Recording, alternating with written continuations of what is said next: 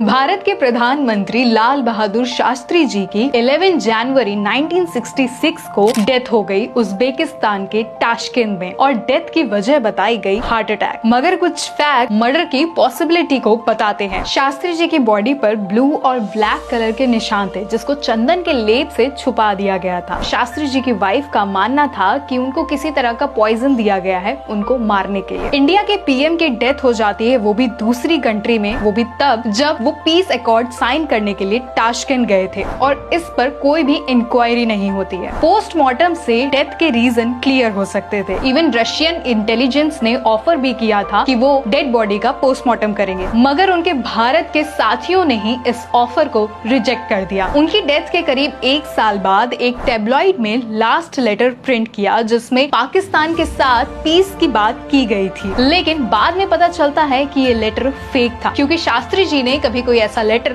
लिखा ही नहीं था। अब ऐसा फेक लेटर तो वही शख्स लिख सकता है जिसको श्योरिटी होगी कि ये लेटर फेक है, और ये बात कहने के लिए प्रधानमंत्री शास्त्री जी कभी भारत पहुंचेंगे ही नहीं। इवन पार्लियामेंट में भी इसका सवाल उठाया गया था कि अगर ये लेटर असली है तो रिकॉर्ड में से इसका सीरियल नंबर निकाला जाए, जिससे ये पता चल जाए कि ये लेटर किसने लिखा था, जिससे ये प्रूव हो जाता कि किसी न किसी को तो शास्त्री जी की डेथ के बारे में पता ही था। मगर इस सवाल का जवाब देने से पहले ही चेयरमैन सर ने कहा, the question our is over.